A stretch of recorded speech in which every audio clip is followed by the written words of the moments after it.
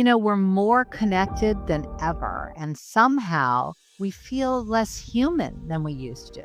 Robots are here, but the question is, are we? With today's guest, we get real about grief, ambition, and the pace of AI, how your calendar can be your canvas, and simple ways to build connection, community, and purpose right now. If the speed of life has you breathless, then this episode will help you put your hands back on the wheel. Hey there, welcome to Be Unmessable With, the podcast. I am your host, Josselyne Herman-Saccio, and today my guest is Dr. Eric Solomon. He has spent more than 25 years at the intersection of marketing, psychology, and technology. He has a PhD in cognitive science, and he focuses on AI and machine learning. He began his career in academia before landing brand strategy at top creative agencies, and then he held senior roles at YouTube, Spotify, Google, Instagram, Bonobos as the chief marketing officer, and he's also the founder and CEO of the Human OS. He is dedicated to integrating human-centric strategies for businesses and their leaders through inspirational speaking, insightful workshops, and advisory and coaching services. So I'm very happy to have him here today. Let's welcome Dr. Eric Solomon. Dr. Eric? Thank you so much for having me. I don't always go by doctor, but sometimes I do. Just when I'm feeling insecure or something, I'll put doctor in front of my name. Thanks for having me. I know. I wish I could come up with like Queen Jocelyn herself. But people would really call me whatever that is, though. But it's wonderful to have you. And, we share a very dear mutual friend who's a super connector.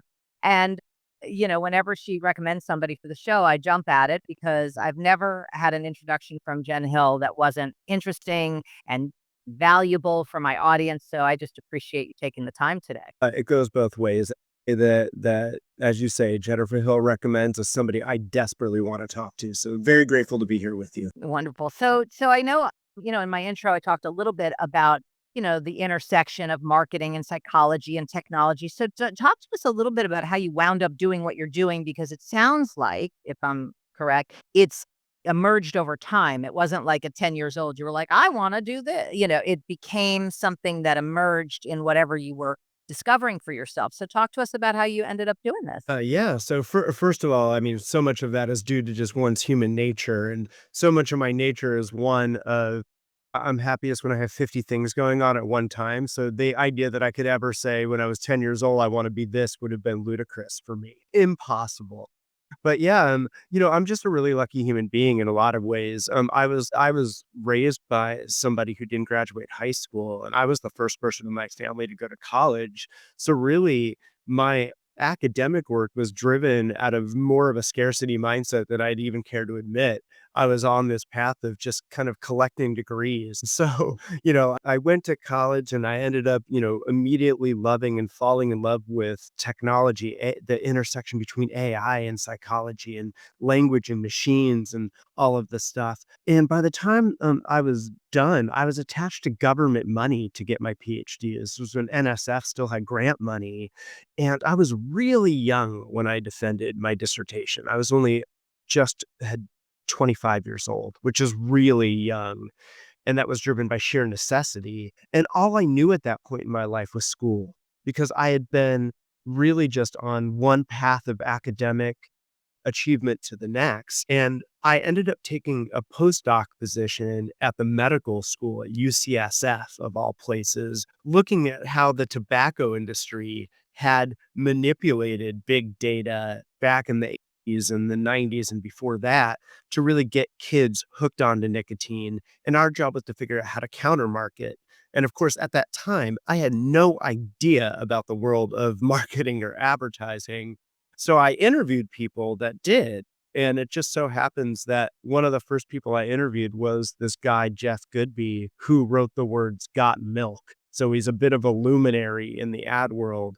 And then the next thing I knew, I had a job offer I was seduced into business by one of the best admin in the industry. So that's how I ended up on that path, completely unexpected, but are just following the journey of what felt right at the time. Well, and it seems like the companies that you've been at, I mean, YouTube, Spotify, I mean, these are all obviously masters of tech and connection. But, what you talk about is really human centric strategies for businesses. So, when people think about Instagram or they don't think human centric. So tell us a little bit about how you integrate that or marry it. Yeah, and I mean, I hope it's okay to share a little bit of the personal journey that I've been on that's kind of Sure. led me to this direction because it's really hard to disentangle these things for me. In a lot of ways, I've viewed my path up until just in full transparency, I'll be 48 years old this year. So up until really, my turning about 40, I really view my life as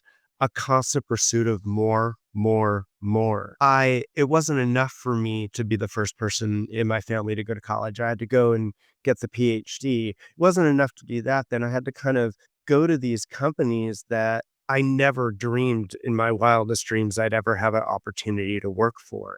And I was at them in these foundational stages of growth. I was at YouTube at the birth of digital video monetization. But then when I moved out to New York in 2015 to be the first ever head of the Spotify brand, my life changed in a really big way that kind of has led me on this path. It was March 19th of 2016. I was coming back from a work trip from Stockholm where Spotify's leadership is headquartered.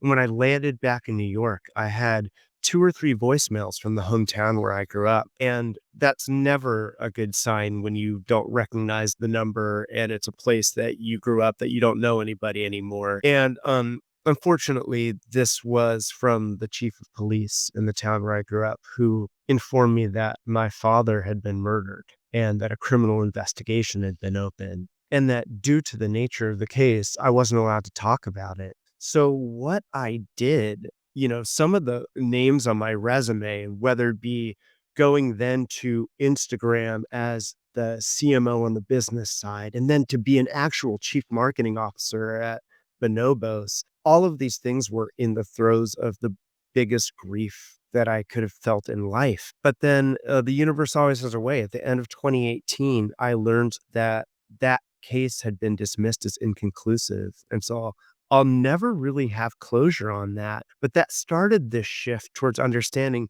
if I had been on this pursuit of more, more, more, what I needed to do and what I focused on now is a pursuit of better, better, better, better outcomes in my life. And that to me is a real parable for what we're seeing in business and what I saw in the technology industry, which is a real myopic pursuit on efficiency and productivity and ROI at all costs, the lifeblood of business, but at the cost of worse human outcomes. And so I have made it my mission now to look after the human outcomes of not just technology advancement and technology disruption, but what we're doing in business overall to right size some of the experiences that I had with this myopic pursuit of more, more, more. Definitely. I mean, at this day and age, it's so tech driven. I mean, if you're in business, you can't avoid it. And it's becoming less and less human centric. So how do you mitigate that not natural, but that inevitable pull for things to become automated? And, there's more and more. I mean, they're talking about AI coaches where they're not even going to, I mean, I'll be out of a job, which is fine with me if it makes difference. But like, how do you mitigate that disconnect that seems like connection, but it's really disconnection from the human spirit? It's really, I think, one of you're talking about one of the critical issues of their time. I've heard people use this word. We're kind of in the midst of what I've been thinking of and what other people have talked about as a poly crisis.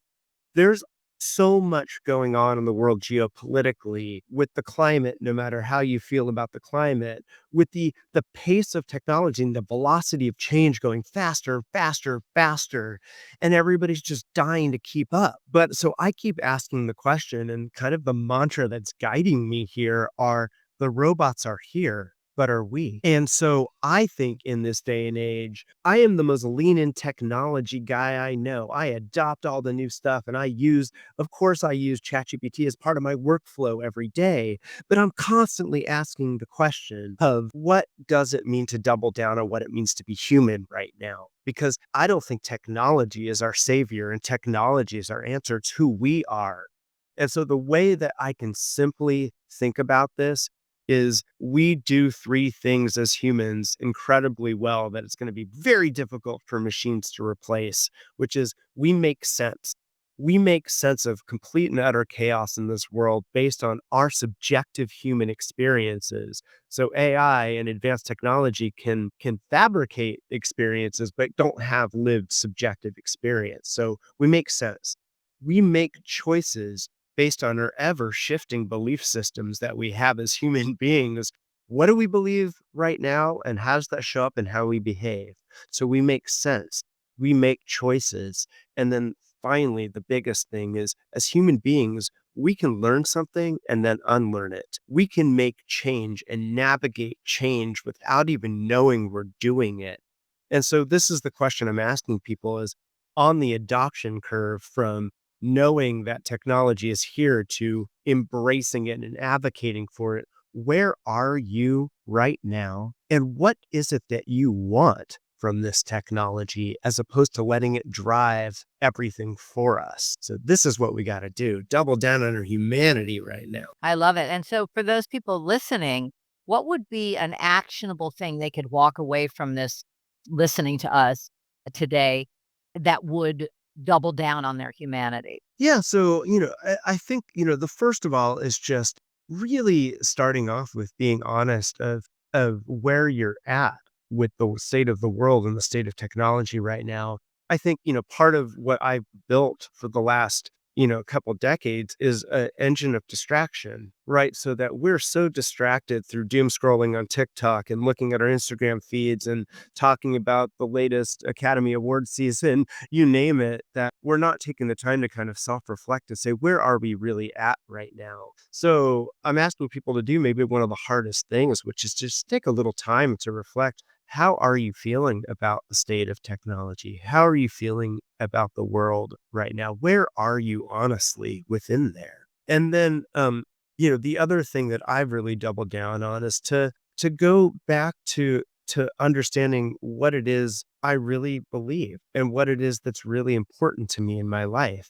So in the chase for titles and status and income, what was I sacrificing? And for me, I realized what I was sacrificing was connection, community, and meaning. So every day I try to say, what new connection am I making? What new community am I part of? And how am I creating meaning in this often meaningless feeling world? And so these are places to really start. And the only other piece I'd add to it is in this day and age, I feel like even to see a friend that I haven't seen in a while, I have to get it on the calendar 3 months in advance, even for us to have this conversation. It's like everything is scheduled. So how do we schedule time for serendipity? How do we schedule time for the unexpected moments in life that jolt us out of our comfort zones and bring us closer to the world before everything was so hyper schedulized and hyper robotic? So these are things I live every day. And yeah, it's hard, but it's so worth it. And I find so much more gratification. Beautiful. It's beautiful. And is there anything I can support you with? Well, first of all, just so much gratitude for the question, right? Because this is what the world is about. How do we rise each other up? How do we help each other? And I'd say the biggest thing I'm struggling with is I've had all of these ideas. I do writing for Psychology Today. I do a lot of speaking, especially around the role of humanity and technology. And I've been wanting for a while to figure out how to capsulate these into a book and how to get this into a format that more people can read and more people can. I would just love to do it. And I've had the hardest time because of the publishing industry and because of my own laziness. And so how to tackle the untackleable, that's what I could use help. Well, what I would say, I mean, if you were my coaching client, which I'll pretend you are right now, right? Is the first thing I would ask you is what's your vision with the book? Like why? Why write a book? What's the kind of the context in which you'd be writing it? What do you see? I think a lot of it is I do a lot of speaking and I do a lot of lecturing in business schools and other classrooms. And the impact that when people come up and tell me about that impact that they've had, and then a question that often comes is, how do you expand this impact? How are you going to reach more people? And I don't care about book sales. I mean, I shouldn't say that because the publish, of course, I care about book sales. Obviously, yes. If people don't buy it, they're not going to read it, and that they're not taxed. Well, care about book sales is ridiculous, but what I care about most is really, changing minds and influencing the way that people live in a meaningful way. And to be able to do that at a bigger scale is a dream. So if we have, in terms of the methodology that I work with, we start with vision. So vision serves as more contextual, like the context would, or the lens would be impact. And then there's going to be content, like things you're going to do and how many books and blah, blah, blah, and all that kind of stuff, right? So inside of this game called impact, what would be a goal different than a vision with regard to the book?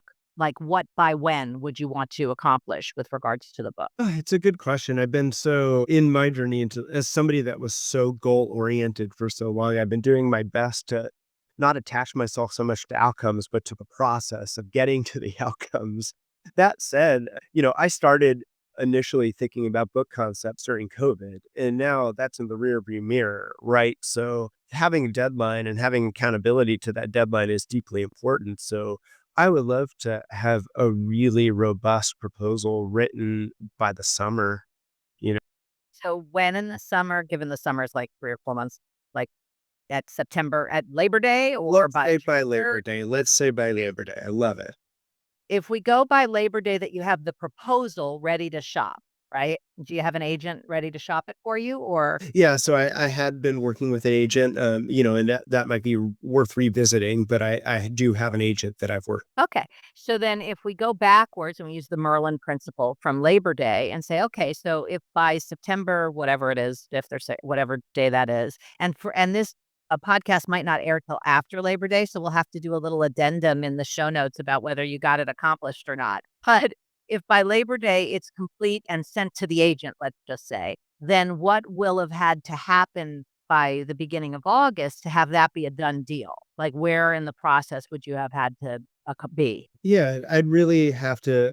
I think I've mentioned I've got my first. I'm on a TEDx stage, really promoting the core idea that I've been about, really around this idea of the robots are here, but are we? And this kind of main concept, getting that out there. What I'd really have to do is figure out what the meat of this, what the beats are, what the whole structure of this book and what the arc is. Clearly, what is the singular message that I want to take away in the simple, most clear possible way? I'm so confident that I have that structure in place. The meat can get on those bones real easily, but I don't have the bones, right? I don't. So I That would have to happen way before August 1st if the proposal's finished by September 5th. So, but by August 1st, what will have had to happen? Would you have to have had a second draft of the proposal done and sent to your agent for review, maybe? I don't know. We have to kind of look at what are the milestones because otherwise it becomes overwhelming. And when people are overwhelmed and it's like, oh, I just want to get this book proposal done, that's not an action. It's a result of 100 actions. So you can't really plan for it until it gets broken down. Like you can't eat an elephant with one bite. You have to break it down into milestones and actions. So what would be a milestone in the beginning of August? I just you had the image of eating an elephant in my head, but now I'll get that out of my head. Pretty I think the one of the first things, and I've got to be held accountable to these things, is carving out real time for writing practice daily. Right, this is not something that what I try to do because I do writing for other outlets is schedule this block of time to write, but it's not daily and it's not a practice. So I have to quickly get a practice in place where I'm just doing writing for whatever period of time per day to get things on paper because I definitely that's great. you definitely have to do that. However, that's not the answer to my question. So hang on, because that would be an action. But I'm asking for a milestone by August 1st. So if you're gonna have the proposal ready to go by September, whatever, then by August 1st, what would have had to happen? What's like the landmark result that would have happened? Yeah, I would have to have a full draft of that proposal, V1 or V2 draft done by Exactly. point. So let's say V2. So then by July 1st, what will have had to happen is maybe V1 or V.5 if I'm feeling yeah. Okay, so that's July 1st. So now we're getting backwards, right? So then you go by June, what will have had to happen is I'm gonna have to have the full thing mapped out with enough meat in order to be able to blow out the full proposal by then. So a full structure has to be so you've solidified. got the full structure, maybe the 12 chapter titles plus a little blurb on each thing. So then was that June 1st? I can't remember now, but I think that was June.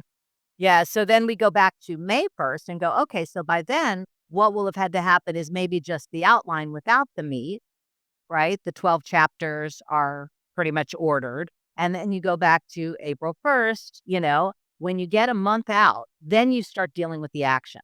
Because until you have the milestones, you can't really intelligently, executably design a plan, an action plan. So the recurring occasion for writing, which you could do right now, is put in your calendar every day at, whatever time. And you can move it. Obviously, once it's in your calendar, you can move it. But if it's not in your calendar, you can't move it. I think it's invaluable advice. It goes back to everything I believe. It's a problem well defined is a problem half solved. And so if you're not putting the milestones down and delivering the strategy, I guess it's incredible advice because everybody just thinks that the writing is the end product and the execution, but half of it is the structure that you put. At least half of it's that structure. Exactly. And as you design your TED Talk, when I did my TED Talk, I used it as an outline for a course that I was designing because pretty much you're going to hit whatever the beats are. And you have to do that anyway because you're about to do this TED Talk. So you can double team your effort, and then use your best friend, AI, to say, flesh this out into 12 chapter ideas and at least have something to edit. 100%. And I think that's exactly you're talking about one of, I think, using AI as a creative augmentation tool as a partner where you're putting the critical thinking into it as the first draft and you're not letting it do the writing, but you're letting it do some thinking as an intern. That is the use of AI advocate. And even then, you need to look at it and own it and change it, edit it. But it saves you hours of that kind of hard thinking because it doesn't have all the stuff collapsed with the thinking, like the meaning and what if I don't sell the book and what if people don't like it? And then Sir, don't forget about imposter syndrome. exactly. I mean, AI is that's one of the things I use AI for is when my clients have imposter syndrome. I have them make a list of all their accomplishments and put it into ChatGPT and say, write an introduction for this person because they have no filter of, oh, I'm not good enough and I should be further along and da da da.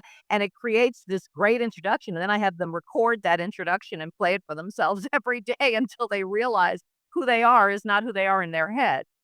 The other thing I've been telling people to do, I don't know if you're aware of heard of Google has a product called Notebook LM. I think that's what it's. Yeah. Yeah. So what you can do is you can take a piece of your writing or a corpus of your writing, and it quickly turns it into an AI generated podcast where you can hear it's wild. I really recommend. I think I'm getting is I think it's called Notebook LM. I think I Great. got the name, but just try it. You just pop in something that you've written and then you can hear them talking as if they have the podcast dialogue down. It's That crazy. Derek, And you start to feel like, wow, maybe I do know what I'm talking about. that's funny. Oh, maybe I'll add it to my little process for people that Don't worry, it does not replace podcasting. Don't worry.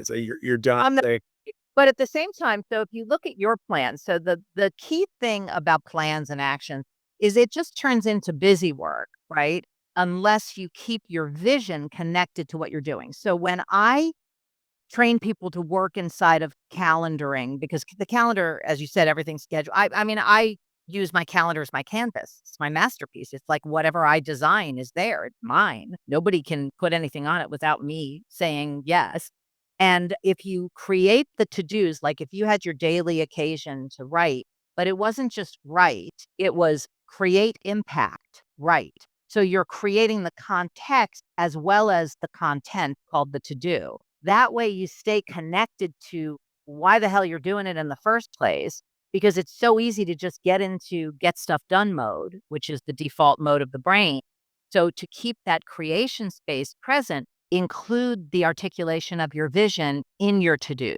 That's such great advice. And it's also such a reminder that in any creative pursuit, the mindset that you bring to it is incredible. And what behavioral nudges can you put in place to to engineer for that creativity a little bit better? And that subtle cue in the calendar is such a great idea. I love it. I don't It do that. What I put is trans right.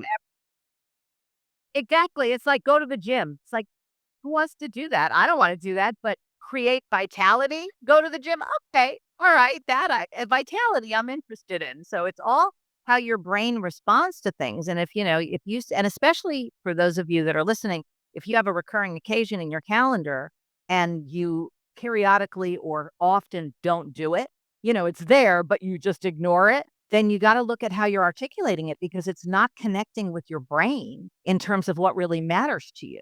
If it connects with I don't need a reminder to drink coffee. I do not need to put coffee in my calendar because I love coffee. So it's like I'll just naturally be getting a cup of coffee, and they're pretty big cups. For those of you that can see, that it's not a little cup, not a little, it's a little espresso. So, to train your brain to connect with what you're doing inside of what's really important to you is part of what I call being unmessable with, being able to stay true to your vision, to what you're creating versus getting caught up in the day to day getting through life now. I think that's so great, and there's so much wisdom in that, right? I think we're so trained to use our calendars as nothing but a sheer speed and feed productivity tool, as opposed to, which I loved the language you use, a canvas for painting how you want to spend your time, how you want to spend your day, and how you want to get most out of the time and the days that we have, because none of us have more or less time than anyone else. No, and the experience that you want. That's really what you're just saying. He's the experience out of the to-dos, because otherwise it's a big to-do list, which is overwhelm waiting to happen anyway, and burnout. But the thing that I've discovered in working with people over the past 35 years is that when people are burnt out or overwhelmed, primarily it's not about how many things they have to do. It's about being disconnected from that context, from the vision. So if you can design that in there, your chances of being burnt out and overwhelmed reduce significantly. That really so much of the bread and butter of my business is helping people define what their core brand is, including their vision and their mission and their purpose and their values. And you're so right. There's execution, but without being tied to the larger reason for why you're executing, it becomes quickly meaningless. And that's when burnout happens. Totally. I've been there and I know exactly what you're talking about. Well, let's not have the book turn into something like that because you have a big impact to make, but if you're not connected to the impact part of it, it just becomes a thing to do that you're just going to keep putting off like you have, it's like later, someday, I'll do it someday. And you and I both know that's not a real day because you can't find someday on the calendar or later. No, that's why I said, "What day?" Okay, Labor Day, real days, real times in reality, and if you revisit your plan every week, you can tweak it because it's your creation, it's not etched in stone, it's etched in sand. So your word gets to design your world inside of this methodology. I love this, and it gives me, as you start to think about like, oh, here's all the ways that I have been messable with. I need to become unmessable. Exact and it's a simple process now simple, but not easy because we have a lot of muscle memory to be messable with. So the question is just being disciplined and honoring what you're creating rather than your feelings, thoughts, and reaction. So that's great advice. Yeah. Well, good. I'm so glad that it gives you a little bit of a roadmap to go on because we want the book. I certainly think I do. Let me do what I can to get my head around this, and I'll do my best to stay accountable to what I've committed to. Great. And then you'll update me. So I'll put in the show notes. And by the way, but in the meantime, I'll put in the show notes a link to your Psychology Today column for sure. And is there anything else you want to leave our listeners with? I would just say it's in a world where the pace of change is only going to get faster and faster, and the state of feeling isolated is going to get more and more. To remember that these kind of conversations, whether we're doing it in a podcast environment, doing it in a cafe, having dinner, having these real connections, this is the thing that I think is going to sustain us through whatever's ahead. So remember, it's like, let's get out from our calendars sometime and experience the world with each other. And that's what I would hope to leave. Beautiful. And I love double down on your humanity. I think that's what I'm going to call this episode. So I love it. And those of you listening, if you got value out of today, please share this with anybody that you think it would make a difference with, it would have an impact on, given that's Eric's vision is impact. Let's impact as many people as possible with this episode. And you can like it, you can rate it, you can review it, whatever you do with podcasts, do it, because that helps the podcast get out there to more and more people. But for now, thank you so much for taking the time, Eric. And we look forward to the update on the book and the TED Talk. Thank you so much for your time and for your energy. Really, really appreciate it. Thanks for everything. Absolutely. The shift starts when you stop arguing with your worth and start acting from it. If this resonated with you, grab my free Transcend Imposter Syndrome guide. It's a great process that you can start using this week. The link is in the bio. You can rewrite your inner narrative. If you want to keep the momentum going, then watch the next video and I will meet you there.